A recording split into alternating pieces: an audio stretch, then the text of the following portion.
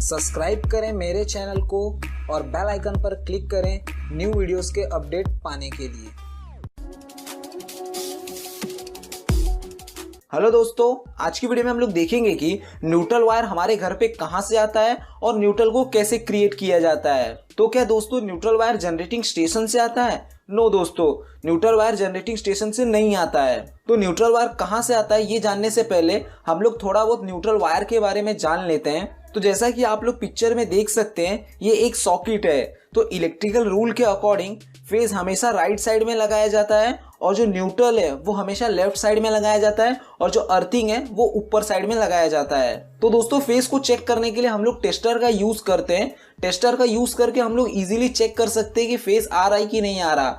But दोस्तों neutral के लिए हम लोग टेस्टर को नहीं यूज कर सकते। तो न्यूट्रल को चेक करने के लिए हम लोग टेस्ट लैम्प का यूज करते हैं, जिसका मैंने वीडियो ऑलरेडी बनाया है, जिसका लिंक मैं आप लोग को आई बटन पर दे दूंगा। आप लोग वहां से देख सकते हो कि कैसे न्यूट्रल को चेक किया जा सकता है। तो दोस्तों न्यूट्रल वायर जरूरी होता है हमारे सिंगल फेज के लोड को चलाने के लिए। सिंगल फेज में हम लोग बिना न्यूट्रल के लोड को नहीं चला सकते।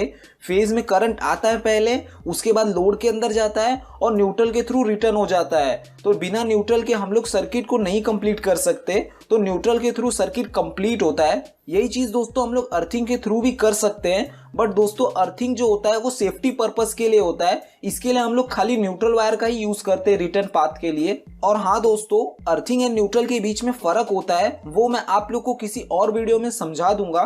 तो मेन टॉपिक पे आते हैं। तो दोस्तों जो इलेक्ट्रिसिटी हमारे घर पे आती है वो टोटल 3 स्टेज से होकर आती है: जनरेशन, ट्रांसमिशन एंड डिस्ट्रीब्यूशन। तो जो जनरेशन होता है वो बड़े बड़े पावर प्लांट में होता है, जैसे कि thermal, hydro and nuclear power plant जो होते हैं। तो दोस्तों जो जनरेशन होता है वो ऑलवेज स्टार कनेक्शन के अंदर किया जाता है, जिसके अंदर हम लोग 4 वायर का यूज करते हैं। तो जो भी इलेक्ट्रिसिटी जनरेट होती है उसको स्टेप अप किया जाता है डेल्टा कॉन्फ़िगरेशन के अंदर और ट्रांसमिट कर दिया जाता है। तो जनरेशन के लिए टोटल 4 वायर लगते हैं और जो ट्रांसमिशन होता है उसके अंदर खाली 3 वायर लगते हैं, क्योंकि ट्रांसमिशन हमारा डेल्टा कनेक्शन के अंदर हो रहा है। इसके लिए उसमें खाली 3 वायर का यूज पड़ता है। अगर दोस्तों हम लोग ट्रांसमिशन स्टार के अंदर करेंगे तो अपने को टोटल 4 वायर की रिक्वायरमेंट पड़ेगी, जो कि हमारे लिए अनइकोनॉमिकल हो जाएगा। इसके लिए हम लोग डेल्टा कॉन्फ़िगरेशन के अंदर हमेशा ट्रांसमिशन करते हैं, जिससे कि हमारा 1 वायर बच जाता है। तो हम लोग को खाली 3 वायर का ही यूज पड़ता है। इसके लिए हमारा जो ट्रांसमिशन है वो डेल्टा कॉन्फ़िगरेशन में होता है। दोस्तों मैंने एक वीडियो बनाया था जिसके अंदर मैंने बताया था कि हमारे घर पे इलेक्ट्रिसिटी कैसे आती है।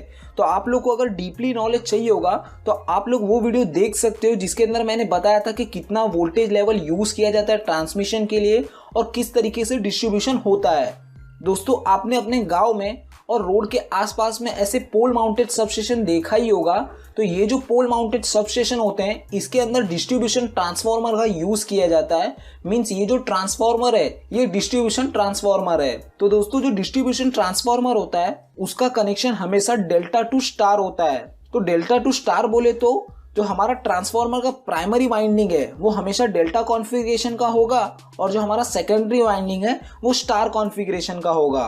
तो डिस्ट्रीब्यूशन जो ट्रांसफार्मर होते हैं उनके प्राइमरी में मोस्टली 11 kV इनकमिंग होता है और सेकेंडरी में 415 वोल्ट आउटगोइंग होता है। तो दोस्तों जैसा कि मैंने आप लोग को बताया कि जो डिस्ट्रीब्यूशन ट्रांसफार्मर होता है उसका जो सेकेंडरी है वो हमेशा स्टार कॉन्फ़िगरेशन में होता है। तो स्टार कॉन्फ़िगरेशन में होने की वजह से यहाँ पे न्यूट्रल का इंट्रोड्यूस होता है, मींस यहाँ से न्यूट्रल बनता है। तो ट्रांसफार्मर का जो सेकेंडरी वाइंडिंग है वो स्टार कनेक्टेड है।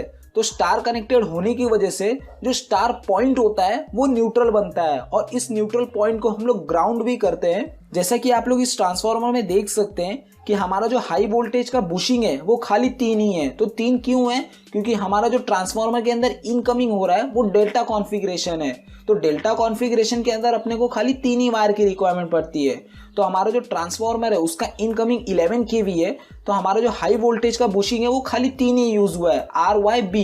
तो ये 3 वायर का इनकमिंग हो रहा है। तो दोस्तों जैसा कि आप लोग देख सकते हैं कि जो सेकेंडरी साइड है वहां पे 4 बुशिंग का यूज किया गया है। तो 4 बुशिंग का क्यों यूज किया गया है? क्योंकि हमारा जो ट्रांसफार्मर का सेकेंडरी है वो स्टार कनेक्टेड है। तो जो 3 फेज है वो 3 फेज के लिए 3 बुशिंग यूज किए गए और एक जो बुशिंग है वो न्यूट्रल के लिए यूज किया गया है। तो तीनों फेज के लिए एक ही न्यूट्रल वायर की रिक्वायरमेंट पड़ती है और ट्रांसफार्मर के बाद पोल के थ्रू ये फेज एंड न्यूट्रल हमारे घर तक पहुंचाए जाते हैं। सबके घर में एक एक फेज को दे दिया जाता है और जो न्यूट्रल होता है वो सभी के घर में सेम होता है। तो इसको समझाने के लिए आप लोग को मैं एक एग्जांपल के थ्रू समझाता हूं। तो ABCDEF है, इसको कंसीडर कर लीजिए कि घर है और जो RYBN न्यूट्रल ये हमारा इनकमिंग है।